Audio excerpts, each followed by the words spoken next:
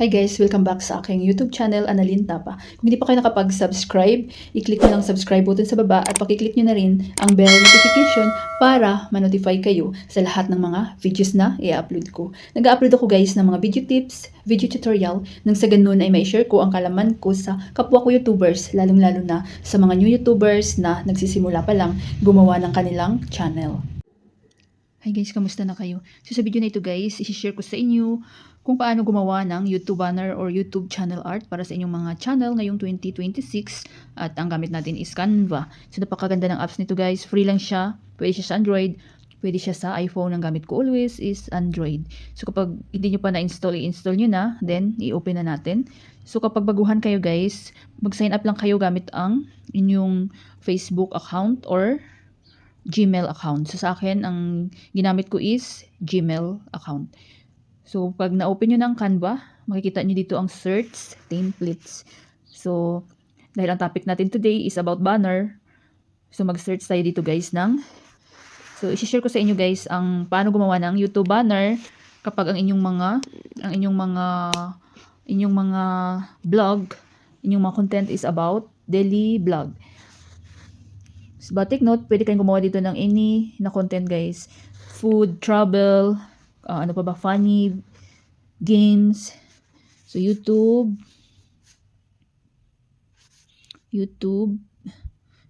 channel art for daily vlog. So gamit na gamit itong Canva guys sa ating mga content creator. Yan, i-go nyo lang. So ayan na, super dami dyan guys. So piliin nyo ang walang sign na crown. So ito, free siya. Kapag may sign na crown, so may bayad yan guys. So kayo na bahala guys. So super dami dyan guys. Daily vlog. Kapag daily vlog yung inyong content. Ayan. But take note, hindi lang daily vlog yung pwede kayo gumawa dito. So may mga tutorial din ako kung paano gumawa ng banner gamit kapag food content, about food yung inyong mga content. So, i-check nyo sa aking tutorial playlist, guys. So, kayo na bahala mag-explore. At ipapakita ko sa inyo kung paano. Tapusin yung video na ito, guys. Papakita ko na rin sa inyo kung paano ilagay sa inyong mga channel. So, pili tayo dito ng simple lang. So, ito, guys, ang ganda. No? Parang classic. So, i-click natin yan, guys. Kapag yan ang napili nyo. Kagandahan dito, pwede natin siyang i-edit. Palitan natin ng sarili nating picture. So, i-click nyo itong photo. Back tayo. So, i-click nyo itong photo, guys. Picture, ayan. Hanapin nyo sa baba ang replace. Para sa sarili nating photo ang nakalagay. Maghanap lang ako dito, guys, ng picture ko, guys. Bahala, guys. Kayo na bahala kung ano yung gusto nyong photo na ilagay sa akin kasi more in tutorial ako. Kaya halimbawa lang naman ito, click nyo yan. Ayan, saya napalitan na ng sarili nating photo guys, diba? So, hindi din natin siyang palitan ng pangalan natin. Ng pangalan ng ating channel. So, ano ba yung pangalan ng channel nyo? So, sa akin, Annalyn Tapa, diba? So, i-click nyo yan, yung Claudia. Then, i-click nyo ang edit. I-X nyo lang. Annalyn Tapa.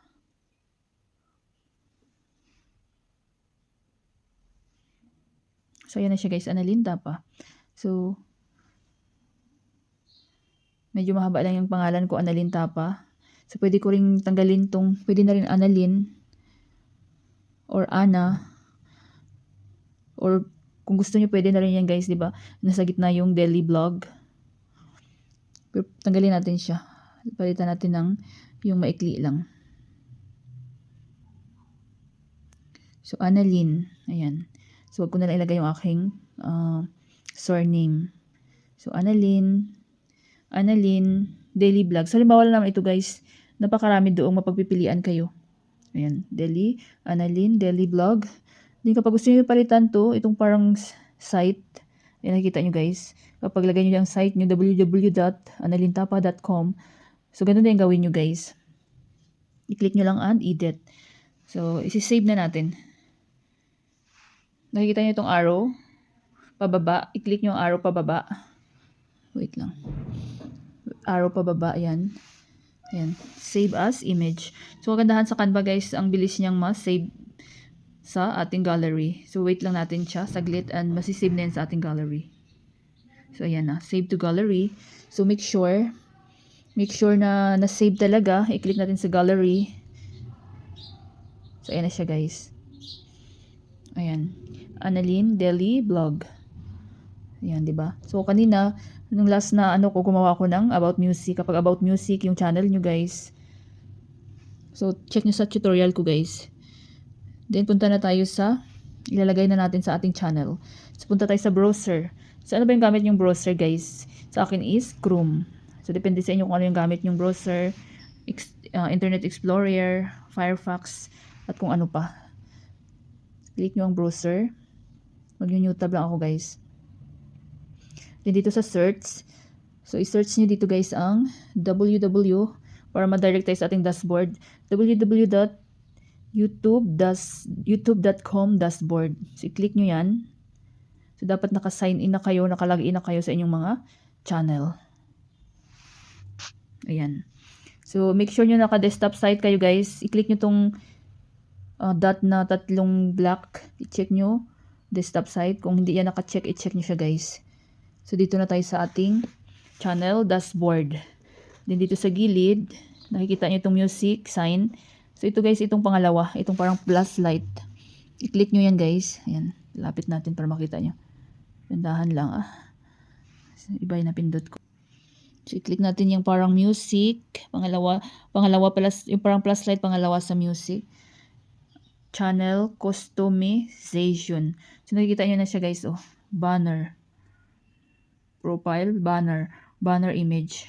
So, since mayroon na akong, guys, mayroon akong YouTube banner. So, nakalagay dyan, change or remove.